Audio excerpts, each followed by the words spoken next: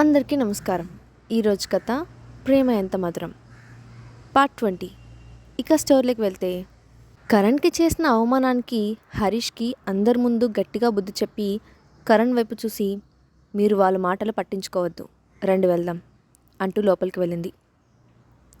స్నేహ తనను స్టూడియోకి ఎందుకు రమ్మందో కరణ్కి అర్థం కాలేదు. అయినా ఆమె వెనుకే లోపలికి వెళ్ళాడు.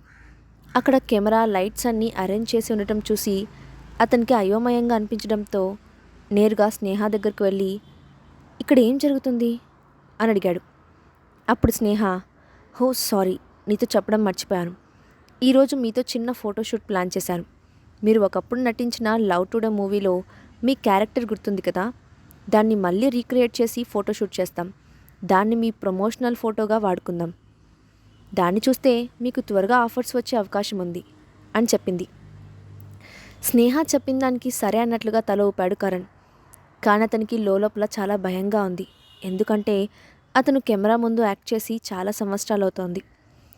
కరణ్ కళ్ళల్లో ఉన్న కంగారును గ్రహించిన స్నేహ అతని వైపు చూస్తూ, మీరు చాలా మంచి యాక్టర్, చాలా ఇయర్స్ క్రితమే కెమెరాను ఫేస్ చేశారు, ఇప్పుడు ఇంకా బాగా చేయగలరని నా నమ్మకం. వెళ్ళి షూట్కి రెడీ అవ్వండి అని చెప్పి అక్కడి నుండి వెళ్ళి కెమెరామ్యాన్తో లెన్స్ కంట్రోల్ గురించి మాట్లాడింది. ఫోటోగ్రాఫర్, లైటింగ్ టెక్నీషియన్ అప్పటికే పొజిషన్ సెట్ చేసుకున్నారు. కరణ్ను ఫోకస్లోకి రమ్మని పిలిచింది స్నేహ. దాంతో కరణ్ అడుగు ముందుకు వేశాడు. కానీ వెంటనే ఏదో భయంతో అక్కడే ఆగిపోయాడు. అది గమనించిన స్నేహ నవ్వుతూ, Karan, you can do it, believe in yourself అని అంది. దాంతో కరణ్ బలవంతంగా నవ్వుతూ లైట్ ముందుకొచ్చి నుంచున్నాడు. వైట్ షర్ట్, బ్లాక్ ప్యాంట్లో పర్ఫెక్ట్ బాడీ షేప్తో హీరోలో ఉన్న అతన్ని చూసి స్నేహ సంతోషించి, ఈ లుక్లో కొన్ని ఫొటోస్ తీస్తే చాలా బాగుంటుంది అని అనుకుంది. వెంటనే ఫోటోగ్రాఫర్ వైపు చూసి షూట్ స్టార్ట్ చేయమని చెప్పింది. ఫోటోగ్రాఫర్ ఫొటోస్ తీయడం స్టార్ట్ చేశాడు. కానీ 4 సార్లు క్యాప్చర్ చేయగానే అతను కెమెరా క్లిక్ చేయడం ఆపి ఫొటోస్ చెక్ చేశాడు. దాంతో స్నేహ అతని దగ్గరకు వెళ్ళి, ఎనీ ప్రాబ్లం అని అడిగింది. అప్పుడు ఫోటోగ్రాఫర్, ప్రాబ్లం కెమెరాలో కాదు, ఆర్టిస్ట్లో.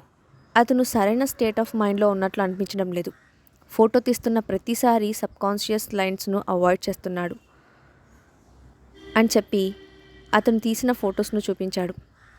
అందులో కరణ్ నిజంగానే కెమెరా వైపు చూడకుండా ఎటో చూస్తున్నట్లు డల్గా కనిపించింది. దాంతో స్నేహ, కరణ్ భయపడకండి, జస్ట్ న్యాచురల్గా ఎక్స్ప్రెషన్ ఇవ్వండి, మళ్ళీ ట్రై చేద్దాం అని చిన్న చిరునవ్వుతో అంది. సరే అని తలూపి నవ్వడానికి ట్రై చేశాడు కరణ్. దాంతో రెండోసారి మళ్ళీ షూట్ స్టార్ట్ అయింది. కానీ ఈసారి కూడా కెమెరా ఫ్లాష్ అయిన వెంటనే కరణ్ తనకు తెలియకుండానే చూపు తిప్పుకున్నాడు. ఆ వెంటనే ఎమోషనల్ అవుతూ స్ట్రెస్ ఫీల్ అయ్యాడు. దాంతో మళ్ళీ ఫొటోస్ డల్గానే వచ్చాయి. దాంతో పదే పదే షూట్ చేసిన ఫోటోగ్రాఫర్ విసిగిపోయి షూట్ చేయడం ఆపేసి చిరాగ్గా వెళ్ళి చైర్లో కూర్చొని తన మొబైల్ తీసి ఆడుకోవడం మొదలుపెట్టాడు. అది చూసిన స్నేహ కంగారు పడిపోతూ, నేను కరణ్కి హెల్ప్ చేయడానికి ట్రై చేస్తున్నాను, కానీ ఇతను ఇలా ఎందుకు బిహేవ్ చేస్తున్నాడు అనుకుంటూ కరణ్ దగ్గరకు వెళ్ళి, కరణ్, కొన్ని సంవత్సరాల క్రితం లవ్ టుడే సినిమాలో మీరు యాక్ట్ చేసిన క్యారెక్టర్ మీకు గుర్తుందా? ఆ సినిమాలో మిమ్మల్ని ఒక అమ్మాయి మోసం చేస్తుంది. ఫలితంగా మీరు పిచ్చివాళ్ళైపోయి డిప్రెషన్లోకి వెళ్తారు. దాంతో మీ లైఫ్ దారి తప్పుతుంది అని గుర్తు చేసింది. అది విన్న కరణ్ కొంచెం ఆశ్చర్యపోయి, అవును నాకు గుర్తుంది, కానీ ఇది ఇప్పుడు యాక్టింగ్ కాదు, ఫోటోషూట్ అని అన్నాడు. నాకు తెలుసు, కానీ మీరు ఆ రోజుల్లో ఆ క్యారెక్టర్లో ఉన్నప్పుడు ఎలా ఫీల్ అయ్యి చేశారో ఇప్పుడు అదే ఫీలింగ్ తీసుకురండి, ఫోటోషూట్ కోసం దాన్ని ఉపయోగించండి, అప్పుడు ఫొటోస్ పర్ఫెక్ట్గా వస్తాయి అని అతనికి వివరించి చెప్పింది. ఆమె కళ్ళల్లో అతనిపై ఇంకా నమ్మకం స్పష్టంగా కనపడుతోంది. దాంతో అతను, సరే నేను మళ్ళీ ట్రై చేస్తాను అని చెప్పి క్యారెక్టర్ మోడ్లోకి రావడానికి చాలా ట్రై చేశాడు. కానీ ఎంత ట్రై చేసినా అతను ఫెయిల్ అవుతూనే ఉన్నాడు. దాంతో అతని అరిచేతులు చెమటలు పట్టాయి. ఇక నేను పనికిరాను అని అనుకోవడం మొదలుపెట్టాడు. అతని ప్రవర్తన స్నేహకు అయోమయంగా అనిపించింది. అతను తానేంటో మర్చిపోయాడని అనుకున్న స్నేహకు వెంటనే కోపం వచ్చింది. దాంతో ఆమె ఒక్కసారిగా, ఒక యాక్టర్ యాక్టింగ్ చేయలేనప్పుడు సర్కస్లో ఫీట్స్ చేసుకుంటూ బ్రతకడం మంచిది అని సీరియస్గా అంది. హఠాత్తుగా ఆమెలో వచ్చిన మార్పుకి కరణ్ చిన్నపిల్లవాడిలా భయపడిపోయాడు. ఆమెను డిసప్పాయింట్ చేశానని ఫీల్ అయ్యాడు. అప్పటి వరకు పక్కనే వెయిట్ చేస్తున్న ఫోటోగ్రాఫర్ కూడా ఆమె దగ్గరకు వచ్చి, మేడం, ఈ షూట్ ఈ రోజుకు పూర్తయ్యేలా లేదు, నాకు వేరే అపాయింట్మెంట్స్ చాలా ఉన్నాయి, మనం ఇప్పుడు చేయగలమా, లేదంటే టైం వేస్ట్ చేయకుండా రీషెడ్యూల్ చేద్దామా అని అడిగాడు. దాంతో స్నేహ కంగారు పడిపోయింది.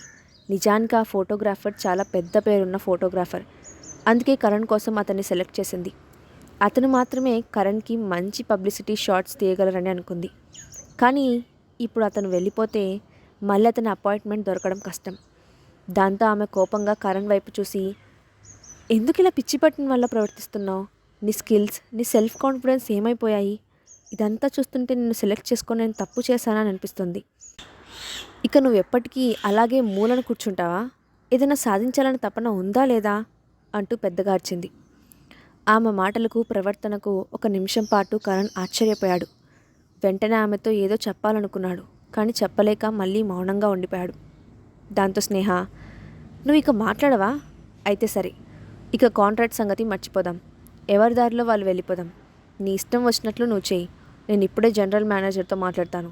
మీరు వేరే ఏజెంట్కి మారిపోవచ్చు అంటూ అతని వైపు సూటిగా చూసింది.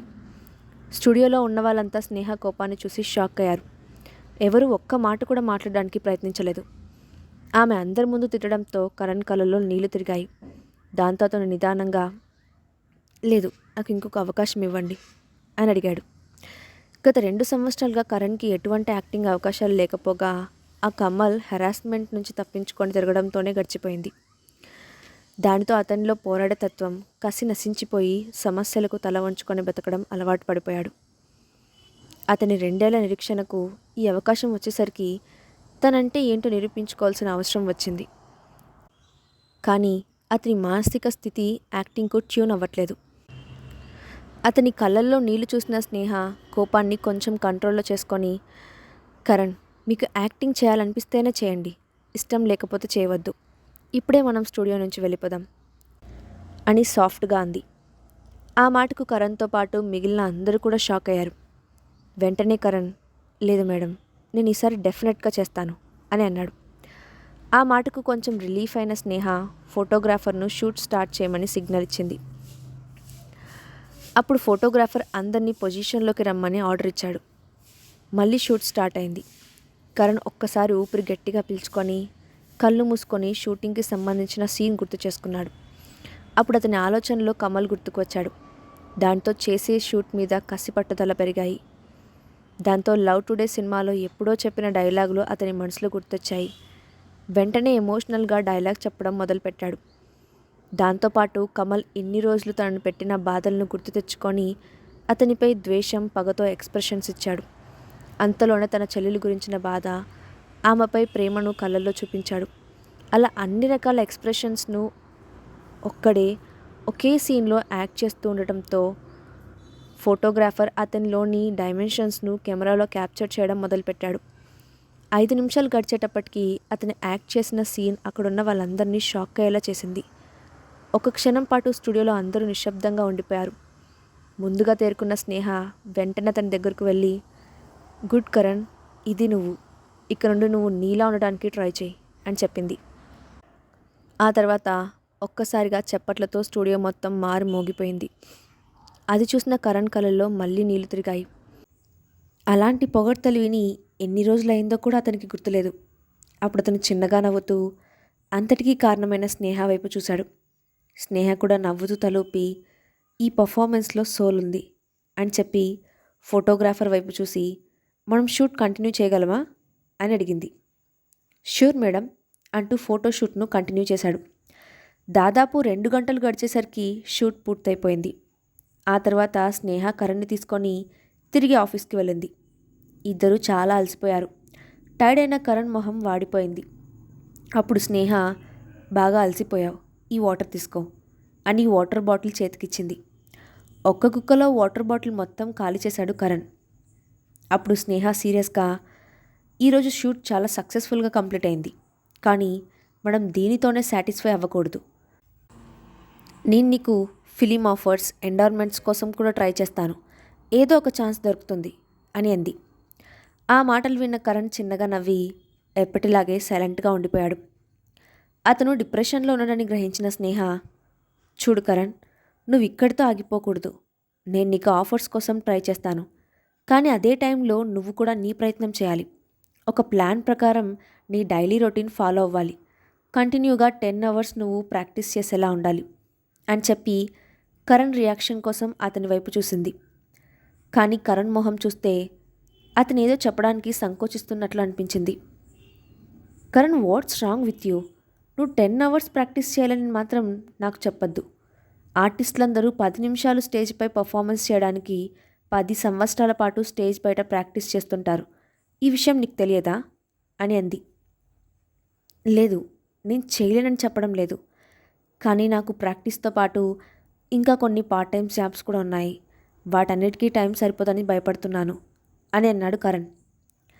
అతని మాటలకు స్టన్ అయిన స్నేహ ఫేస్లో ఎక్స్ప్రెషన్స్ మారిపోయాయి. తను ఇంత చెప్పిన తర్వాత కూడా అతను తన స్కిల్పై ఎటువంటి ఎఫర్ట్ పెట్టనని చెప్పేసరికి స్నేహకి చాలా కోపం వచ్చింది. చూడు కరణ్, నీ దగ్గర ఒక ఛాన్స్ మాత్రమే ఉంది. అందరూ చేసేలాగా జాబ్ చేసి ఎలాగోలా బతికేద్దామంటే నీ ఇష్టం. లేదు, నీ కలను నిజం చేసుకోవాలనుకుంటే కనుక నేను చెప్పినట్టు చేయాల్సిందే అని స్ట్రైట్గా చెప్పేసింది. అప్పుడు కరణ్, మేడం, నన్ను క్షమించండి.